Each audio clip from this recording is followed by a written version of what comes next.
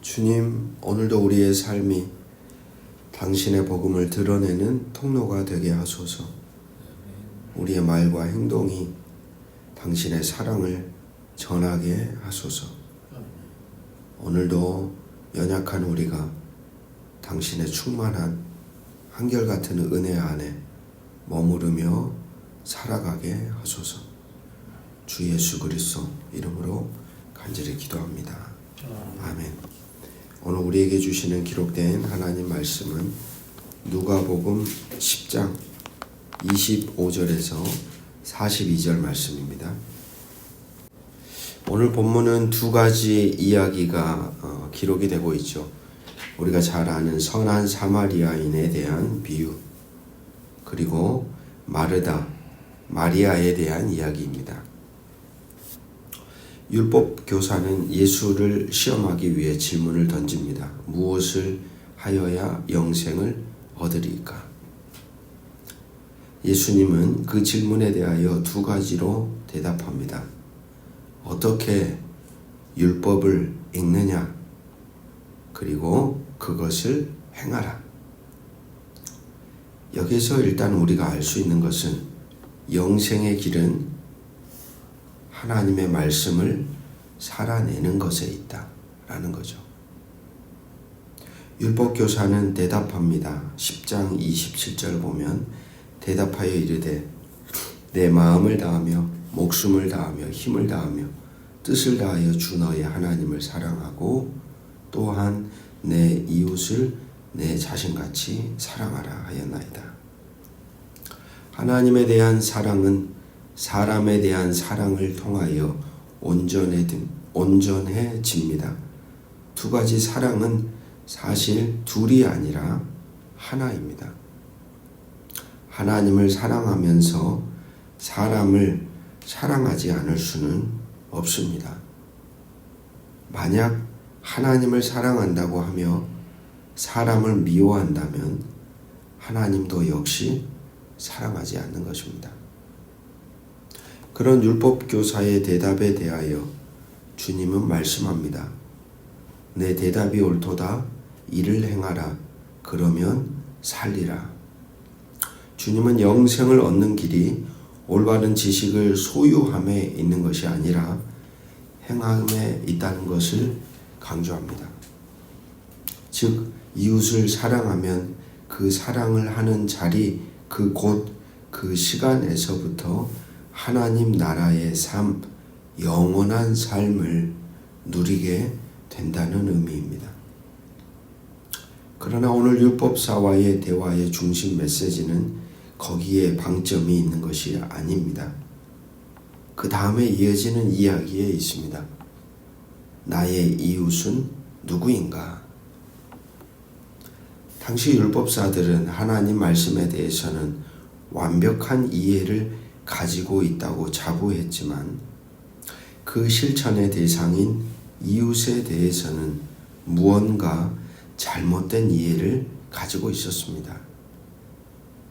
당시 유대인들은 이웃이라고 하는 정의, 즉 이웃의 경계를 한정지었다는 사실입니다. 예수 당시 쿰난 공동체라는 경건 집단은 빛의 자녀들을 이웃으로, 어둠의 자녀들을 원수로 여겼습니다. 그러니까 죄된 사람들은 원수로 여긴 거죠.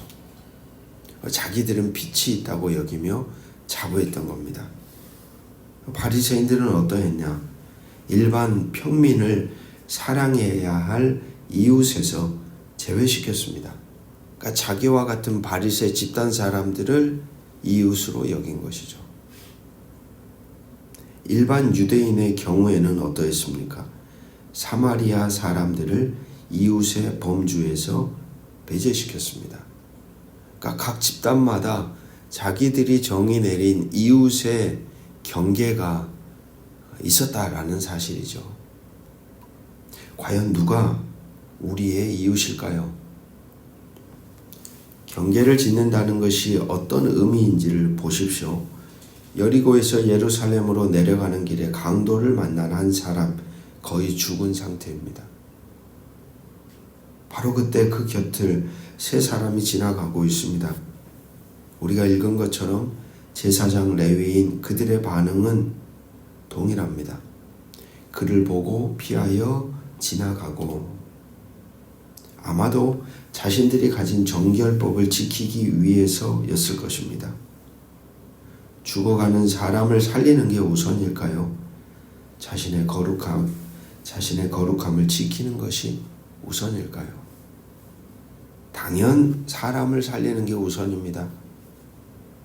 예수님도 사람을 살리기 위해 신의 자리에서 인간의 자리로 내려오셨죠.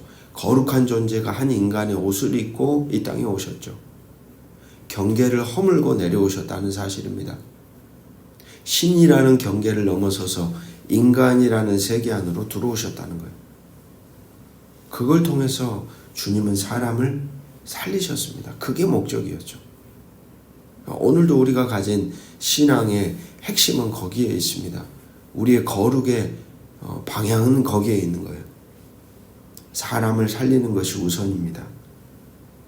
과연 종교 지도자들이 가진 종교는 어떤 종교였길래 사람을 이렇게 죽어가는 사람을 외면하면서까지 행동하면서까지 자신의 거룩을 지키려고 하였을까? 아마도 그들이 가진 신앙은 무언가 고장나 버린 상태였다는 것을 보여주는 것입니다. 오늘날 우리가 속해 있는 교회라는 공동체가 행여나 이렇게 행동할까 두렵습니다. 죽어가는 사람의 소리를 외면하면서 우리는 거룩한 사람들이야, 우리가 하나님의 백성이야 라고 소리칠까봐 두렵습니다. 우리 곁에 선 사람들이 다양한 이유로 죽어갈 때, 신음할 때, 아파할 때, 괴로워할 때, 고통과 절망 가운데 있을 때 우리가 거룩하다고 외치는 것이 아닌 바로 그 소리가 들려오는 그 사람을 살리는 교회가 바로 어쩌면 주님이 원하시는 진짜 교회가 아닐까 싶습니다. 당시 저주받은 사람들로 취급당하였던 사마리아 사람이 바로 이 죽어가는 이 곁에 멈춰섭니다. 그리고 그를 쉬고 회복될 수 있는 숙소에 맡깁니다. 그리고 그는 끝까지 사랑합니다. 주님은 말씀하시는 것이겠죠. 너가 유대인인지 사마리아인인지는 중요하지가 않다. 너가 구약에 선택받은 이스라엘이라는 민족의 후손인지 참 혈통인지 아닌지 그게 중요한 게 아니다 하는 거예요. 성도인지 성도가 아닌가도 중요하지 않습니다. 어떻게 보면 그것은 하나의 검문이기 때문이죠. 하나님 앞에 중요한 것은 어떤 소속이냐가 아니라 누구를 사랑하느냐, 어떻게 사랑하느냐입니다. 경계를 허물고 모든 이들을 하나님의 형상으로 여기며 사랑하는 사람들, 사랑을 베풀되 끝까지 사랑하는 사람들, 바로 그들이 하나님께 속한 백성들임을 주님은 말하고 있습니다. 아울러 한 가지 더 우리는 깨닫게 됩니다. 우리의 이웃은 우리의 도움이 절실히 필요로 하는 모든 사람이다라는 정의입니다. 이웃을 우리가 규정하는 것이 아닙니다. 나의 이웃이 누구인가 정의 내리고 경계를 세우고 묻기보다 내가 나의 도움이 필요한 자가 누구인가, 내가 도움이 필요한 자의 이웃으로 살아가고 있는가 라고 우리는 물어야 한다는 사실이죠.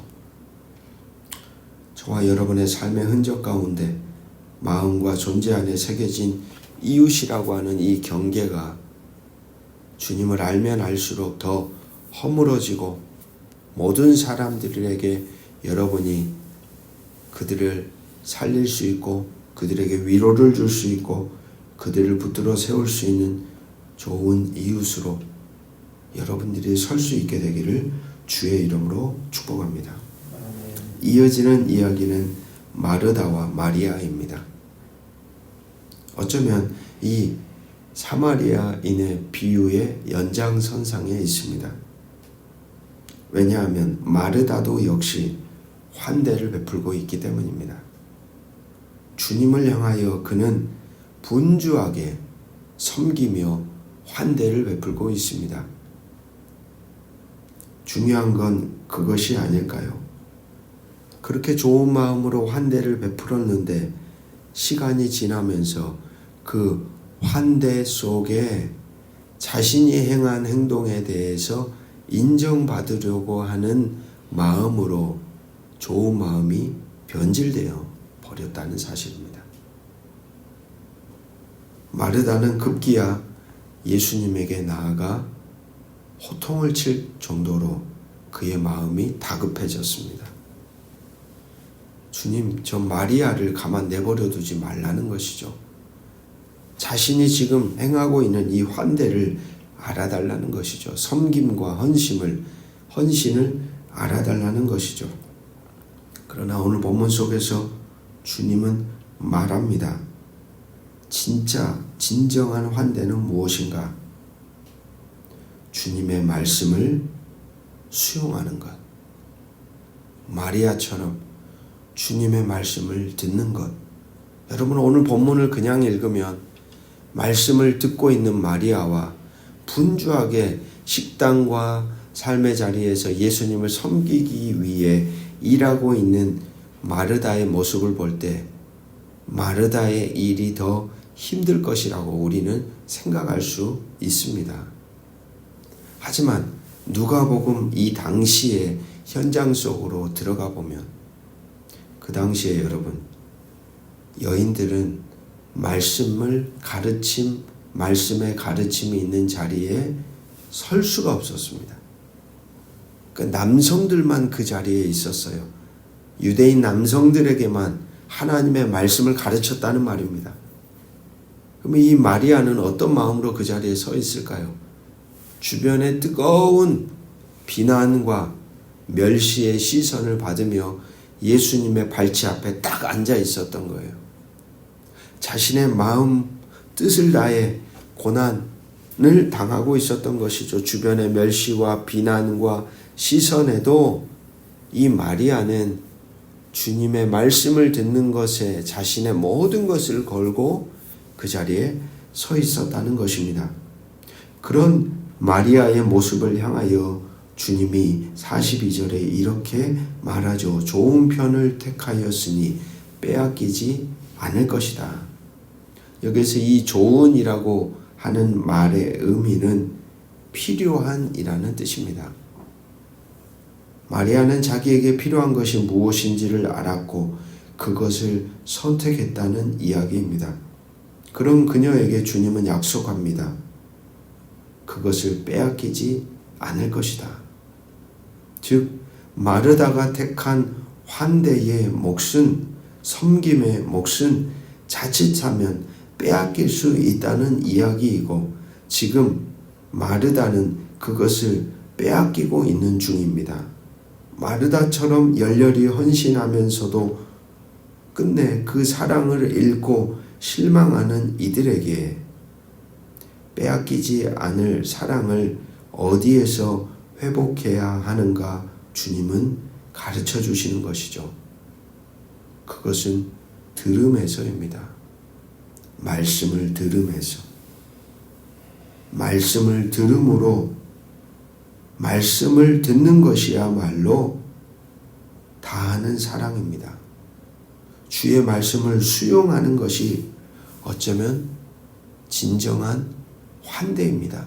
주님의 말씀을 온전히 받아들이는 것이 다하는 사랑이고 그것이 진짜 참된 환대이며 그렇게 다하는 사랑은 결코 빼앗기지 않는다라고 주님은 가르쳐 주십니다. 기도하겠습니다. 주님, 당신의 사랑은 끝이 없고 경계를 두지 않습니다. 당신은 우리를 구분하지 않으시고 높고 낮음도 안과 밖도 없이 모든 일을 품으십니다. 그 사랑을 받고 사랑하는 우리가 행여나 우리만의 울타리를 만들고 있지는 않는지 돌아보게 됩니다. 우리만 거룩하다고 착각하며 외면하는 이웃이 있지는 않는지 또한 생각해 봅니다. 신음하고 아파하고 고통에 차 있고 절망의 자리에 서 있고 죽어가는 사람 곁을 스쳐 지나가면서도 거룩을 지키려는 명목으로 눈을 감아버리진 않았는지 다시금 생각하게 됩니다. 주님 우리에게 다시 깨닫게 하소서. 거룩함이란 사랑하는 것임을, 진정한 신앙이란 이웃을 살리는 것임을, 우리가 경계를 허물고 손을 내밀 때 그곳이 바로 당신의 나라임을 깨닫게 하여 주시옵소서. 오늘도 당신은 우리에게 묻습니다. 내가 그들의 이웃이 되겠느냐? 나의 이웃을 찾기보다 도움이 필요한 자의 이웃으로 살아가는 우리가 되도록 오늘도 붙들어 주시옵소서. 주의 말씀을 들음이 참된 환대입니다. 당신의 말씀을 들으는 것이야말로 마음을 다하는 사랑입니다. 그 사랑은 결코 빼앗기지 않습니다. 오늘도 당신의 말씀을 온전히 수용하고 그 말씀을 받아들이고 그 말씀을 들음으로 우리의 삶을 조각해가는 거룩한 삶을 오늘도 빼앗기지 않고 살아내는 복된 하루가 되기를 주의 이름으로 간절히 기도드립니다. 아멘.